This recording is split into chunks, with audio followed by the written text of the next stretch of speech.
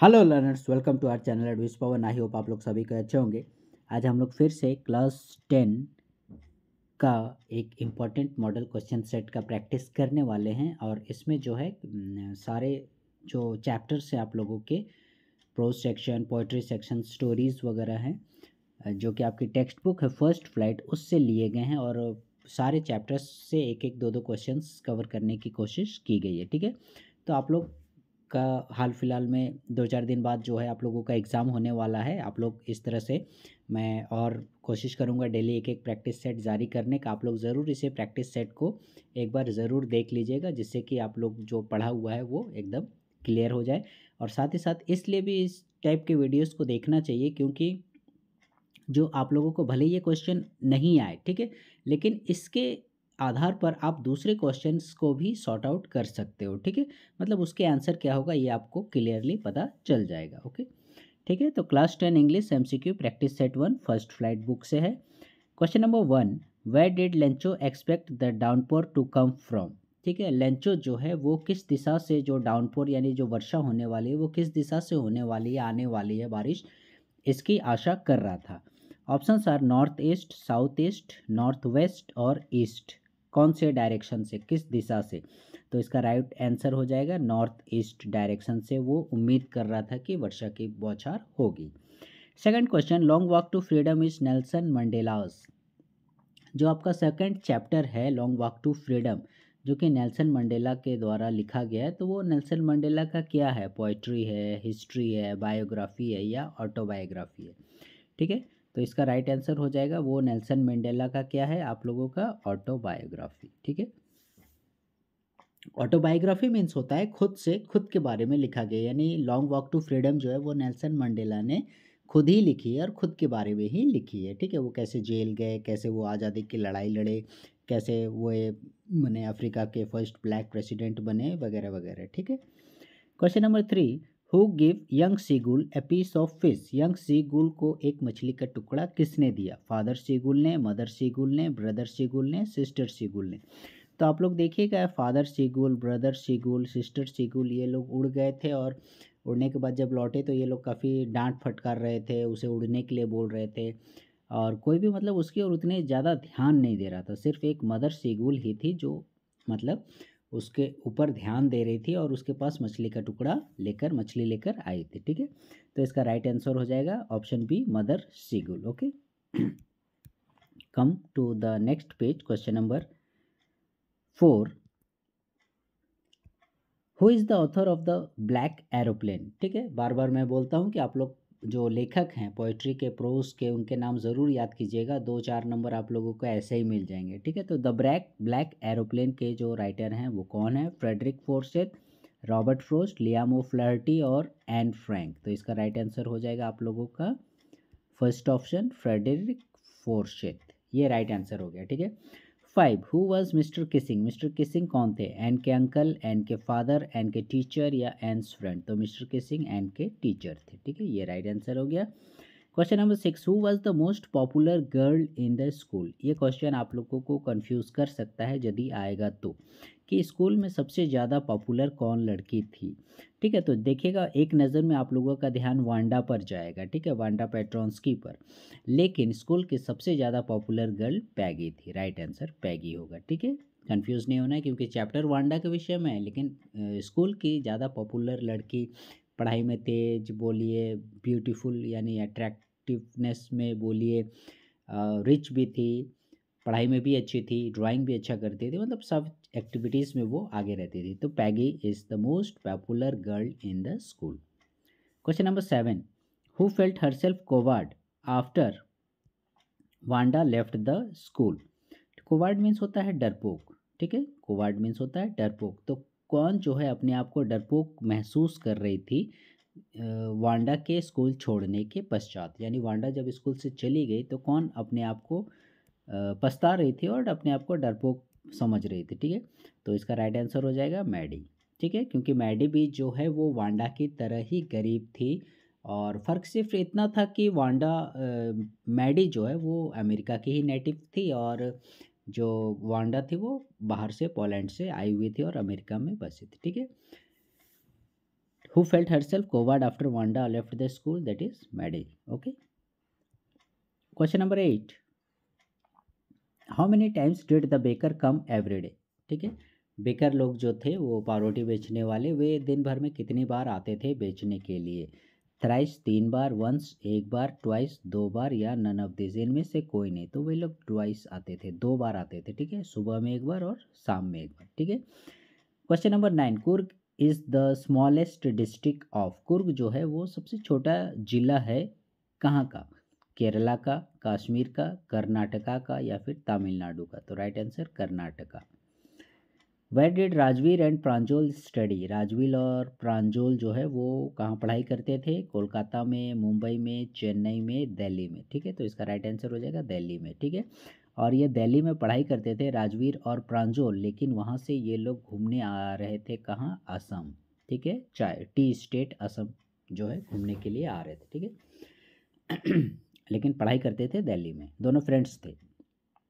11, in the Tigris marshes otters were as common as. Tigris marshes, ठीक है, tigris जो है जगह का नाम है और मार्शेस मीन्स हो गया दलदल। ठीक है, तो ये टिग्रिस का जो दलदली एरिया है वो फेमस है, कॉमन है। ठीक है, वहाँ पर otters were as common as, वहाँ मतलब आपको ऑटर्स ऐसे देखने को मिल जाएंगे जैसे एंट्स, चींटी। ठीक है, या फिर आपका मॉस्किटोज, या फिर बीज, या फिर एनिमल्स। ठीक है, तो इसका राइट आंसर हो जाएगा मच्छर। जैसे हमारे इधर मच्छर जो हैं आप लोगों को देखने को मिल जाएंगे कहीं भी, किसी की भी जगह पर, उसी तरह से यदि आप टिग्रिस मार्शेस चले जाइएगा तो आपको वाटर्स एकदम मिलना स्वाभाविक है। ठीक है, व्हाट वाज वलीज एज। ये भी क्वेश्चन काफ़ी कंफ्यूजिंग वाला है, क्योंकि आप लोग देखिएगा जो आपके टेक्स्ट बुक है फर्स्ट फ्लाइट, या और भी जो सप्लीमेंट्री बुक है फुटप्रिंट्स विदाउट फीट, इसमें देखिएगा काफ़ी चैप्टर्स में आप लोगों को बच्चों से रिलेटेड स्टोरीज़ हैं। ठीक है, जैसे भल्ली हुआ, भोली हुआ, एन फ्रैंक हुआ, तो इन सब का एज में देखिएगा सबकी स्टोरी जो है वो छोटे समय से ही शुरुआत होती है, तो एज में आप लोगों को कन्फ्यूज़न हो सकता है। ठीक है, तो आप लोग क्या कीजिएगा, सबका एज को एक जगह ज़रूर नोट डाउन कर लीजिएगा। ठीक है, आपने जैसे लिख लिया वल्ली लिख लिया, ठीक है, और फिर भोली लिख लिया, फिर एन फ्रैंक हो गया। ठीक है, इस तरह से आप लोग लिख लीजिएगा, और जिसका जितना एज है, ठीक है, भोली का जितना, जैसे यहाँ पर हमने ये किया वलीस एज, तो इसकी उम्र राइट आंसर 8 ईयर्स होगा, तो 8 हो गया। ठीक है, फिर भोली का जितना था उसको यहाँ पर लिख दिए। ठीक है, और फिर एन फ्रैंक का कितना था इसको यहाँ पर लिख दिए, और ऐसे करने से आप लोगों को सिलसिलेवार याद हो जाएगा। और क्वेश्चन में एक ना एक कैरेक्टर का एज मेरे हिसाब से ज़रूर पूछना चाहिए, तो उसमें फिर आप लोगों को कन्फ्यूज़न नहीं होगा। ठीक है, तो what was Valli's age, that is 8 years old. ठीक है, right answer is option number B. Next question number 12, oh sorry 12 तो हो गया। 13, who shook down the dust of snow. ठीक है, ये देखिएगा एक एक क्वेश्चन जो है हमने प्रो सेक्शन से कवर किया, अब हम लोग पोइट्री सेक्शन में आते हैं क्वेश्चन नंबर 13 के लिए। Who shook down the dust of snow. Dust of snow को किसने शुक डाउन यानी हिलाकर गिराया। ठीक है, शुक माने हिलाना, तो पैरट ने, मंकी ने, क्रो ने, विंड ने। ठीक है, तो ये देखिएगा क्रो ने। ठीक है, दो इंपॉर्टेंट क्वेश्चन बनता है इस पोइट्री से। एक जो है आप लोगों का ये डस्ट ऑफ स्नो जो है वो गिराया कहाँ से गिराया, हेमलॉक ट्री से गिराया। ठीक है, हेमलॉक पेड़ था, और गिराया कौन, वो गिराया आप लोगों का एक जो है क्या था, कौवा था। ठीक है, तो एक कौवा ने जो है ये हेमलॉक ट्री पर गिराया, इसे याद रखिएगा। ठीक है, धतूरा का पेड़ से। ठीक है, कौवा ने गिराया लेखक पर, जिससे कि उसका पूरा दिनचर्या ही बदल गया। Question number 14, what was enough to destroy the world twice.